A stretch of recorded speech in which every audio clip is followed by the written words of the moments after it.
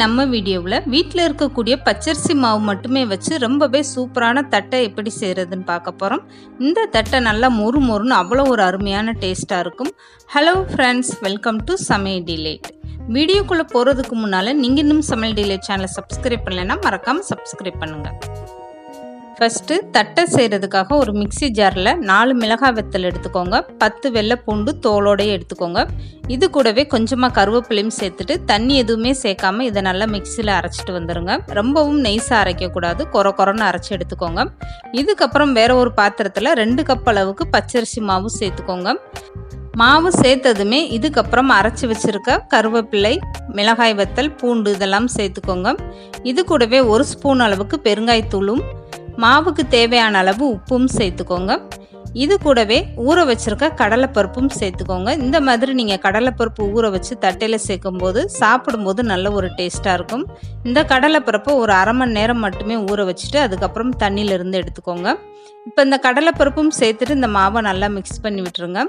First தண்ணி எதுவுமே சேர்க்காம நல்லா இந்த மாதிரி மிக்ஸ் பண்ணி விட்டுட்டு இதுக்கப்புறம் 1 குழிக்கரண்டி அளவுக்கு சூடான எண்ணெய் சேர்த்துக்கோங்க. இப்படி சூடான எண்ணெய் தட்டை மாவில் சேர்க்கும்போது தட்டை நல்லா கிறிஸ்பியாக ரொம்பவே டேஸ்டியாக இருக்கும்.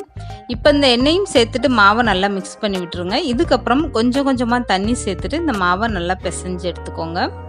உங்ககிட்ட வீட்டில் பச்சரிசி மாவு இல்லைன்னா கடையில் கிடைக்கக்கூடிய எந்த பச்சரிசி மாவு பாக்கெட்னாலும் நீங்கள் வாங்கிக்கிட்டு இதே மாதிரி நீங்கள் தட்டை செய்யலாம். ரொம்பவே சூப்பராக வரும்.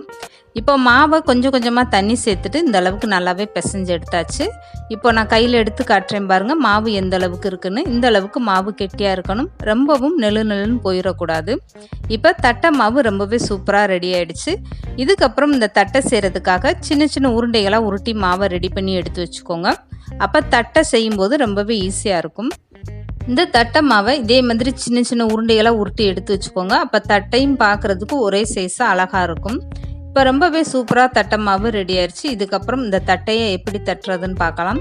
தட்டை தட்டுறதுக்காக ஒரு பால் கவர் எடுத்துக்கோங்க. அப்படி இல்லைன்னா இது போல் ஒரு எண்ணெய் கவர் எடுத்துக்கோங்க. தட்டை ஒட்டாமல் ரொம்பவே சூப்பராக வரும் இந்த மாதிரி நீங்கள் கவரை பயன்படுத்தும் போது. இதுக்கப்புறம் ரெடி பண்ணி வச்சுருக்க தட்டை மாவுலேருந்து ஒரு உருண்டை எடுத்து இந்த கவரில் வச்சுட்டு கையில் லேசாக அந்த மாதிரி விரித்து கொடுங்க. இதுக்கப்புறம் ஒரு கிண்ணத்தை வச்சு மேலே இந்த மாதிரி நீங்கள் அகலப்படுத்தி விடும்போது தட்டை பார்க்கும்போது ஒரே சமமாக வரும். தட்டையோட ஓரத்தில் இந்த மாதிரி விரிசல் எதுவுமே விழுகாமல் இந்த மாவை நல்லா சமப்படுத்தி விட்டுருங்க. இதே மாதிரி எல்லா தட்டைகளும் நீங்கள் ரெடி பண்ணி ஒரு தட்டில் எடுத்து வச்சுக்கிட்டிங்கன்னா பொரிச்சு எடுக்கிறதுக்கு ரொம்பவே ஈஸியாக இருக்கும். இப்போது தட்டை பொரிச்சு எடுக்கிறதுக்காக எண்ணெய் நல்லா சூடாயிருச்சு. இதுக்கப்புறம் ஒவ்வொரு தட்டையாக சேருங்க. எடுத்ததுமே மொத்தமாக சேர்க்காதீங்க. ஒவ்வொரு தட்டையாக சேர்க்கும் போது எலும்பி மேலே வர ஆரம்பிச்சிடும். அதுக்கப்புறம் அடுத்தடுத்த தட்டைகளாக சேர்த்துக்கோங்க. இந்த எண்ணெயில் எவ்வளோ தட்டை சேர்க்க முடியுமோ அந்த அளவுக்கு தட்டையை சேர்த்துக்கோங்க. எண்ணெயில் தட்டை சேர்த்ததுமே ஸ்டவ்வை மீடியமாக வச்சுக்கோங்க. தட்டை மாவை எண்ணெயில் சேர்த்ததுமே உடனே கரண்டியை போட்டு பரட்டி விடாதீங்க, அப்போ தட்டை உடஞ்சி வந்துடும். இப்போ 2 பக்கம் பரட்டி விட்டுட்டு இந்த அளவுக்கு நல்லா செவந்ததுக்கப்புறம் எண்ணெயிலேருந்து தட்டையை வெளியே எடுத்துருங்க. ஆறுனதுக்கப்புறம் உடச்சி பார்த்தீங்கன்னா நல்லா கிறிஸ்பியாக ரொம்பவே சூப்பராக இருக்கும். இப்போ அருமையாக நம்மளுடைய தட்டை ரெடி ஆகிடுச்சு பாருங்கள். கண்டிப்பாக நீங்களும் இந்த தட்டையை உங்கள் வீட்டில் ட்ரை பண்ணி பாருங்கள். இந்த வீடியோ பிடிச்சிருந்தா லைக் பண்ணுங்கள், ஷேர் பண்ணுங்கள், மறக்காமல் சமையல் டிலேட் சேனலை சப்ஸ்கிரைப் பண்ணுங்கள்.